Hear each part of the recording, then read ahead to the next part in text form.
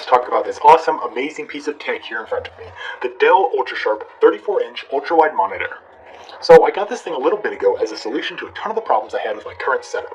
Currently, I have two 28-inch Samsung 4K monitors that I got over a year ago, and for the most part, they do a pretty good job. They do have a lot of issues though. The monitors often turn off and need to be unplugged before they will turn back on. They also have different intensities of brightness despite having the same settings in Windows and in the monitor's on-screen menu. They have some pretty heavy wobble when typing because of the bad stand design. They are only 60 Hz and the on-screen navigation is just awful.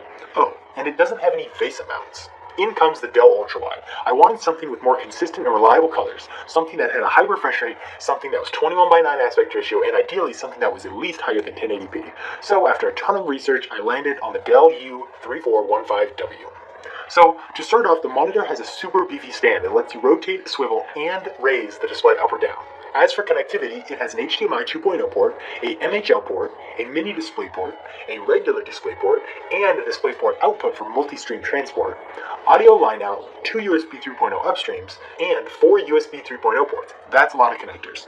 The monitor itself has a resolution of 3440 by 1440, a refresh rate of 60 Hz, has an sRGB rating of 99% with an average delta E of less than 3, and is 34 inches diagonally. So the MSRP for this thing is $11.99, which is crazy. I can't afford that. And if I could, why not just get the Predator X34 that just came out recently? Almost identical specs in every way, but you can achieve almost 100 Hz of refresh rate for only $100 more. Well, because despite the MSRP being $1,200, I picked up my Dell for $699 on Amazon. This thing is an absolute steal at that price. It's actually a steal at any price, but the fact that I got mine for sub $800 is insane. So when I got this monitor, I shoved aside my two 4K monitors and plopped this guy right in the middle, and boy oh boy does it look nice. I immediately set the response time from normal to fast, turned up the brightness, and edited the contrast ratio to taste, and then I got to testing. First thing I noticed when I started looking at it was that this thing looks amazing. The difference between this and my old monitors was very obvious. One has amazing colors and incredible contrast, and the other has cleaner lines and crisper edges due to it being 4K and having those extra pixels. So while I did notice the lack of crisp details on the icons and text due to me downgrading from 4K to 1440p, it is totally worth it for way better colors, more uniform brightness, and much better contrast. So after seeing how good it looked on my desktop, I obviously had to test it out in some games. I opened up Counter-Strike Go and I immediately breathed a sigh of relief as I knew I had made the right purchase. Upgrading to a bigger screen is one thing. Upgrading from a TN panel to an IPS panel is one thing. Upgrading to a curved monitor that subtly immerses you in the game is one thing. But when you do them all at once, it will blow your freaking mind. I could hardly look away from this monitor to write this review. It's like a kid at Christmas. I just keep staring at this monitor. Oh, and you know one thing that I forgot to mention up until this point? You can overclock this thing. I tried to overclock my old monitors to try and go above 60 Hz, but had no luck. And I had read about people overclocking this monitor, but when I actually tried it, I was very surprised to find that it just worked.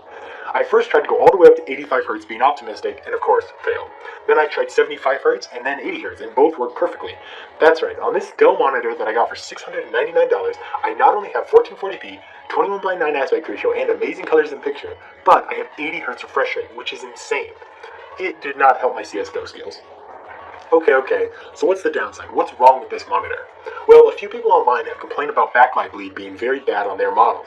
On mine, I have a tiny amount in the top corners, but overall, it was great for me. Other people have complained about the inconsistency in the amount the monitor can be overclocked, so your mileage may vary. My only issue with these type of complaints is while they are real and valid, they are on a case-by-case basis, and there is no way to control it. I did feel like Dell put in some serious effort with quality control on this monitor, as I got a calibration report that had tons of information about my monitor's color gamut and backlight bleed for my specific unit, which was pretty cool. In fact, in my particular model, I had an average delta E of less than 2, so that's nice. Alright, so let's wrap this up. What's the moral of the story on this monitor? I honestly have not one thing to complain about on my unit except for the fact that finding native 21:9 content is really hard to do. But as for the monitor itself, I don't want to say it's perfect because I would love a higher refresh rate and a 4K display, but I honestly can't think of any reason not to get this thing if you're in the market for an ultra-wide. It's not that it just has tons of awesome specs and you can overclock it. It's because of the specs in combination with the price. When compared to the Acer XR341CK from Amazon, the only difference is the price when you consider that you can easily overclock the Dell to the same 75 Hz that the Acer totes.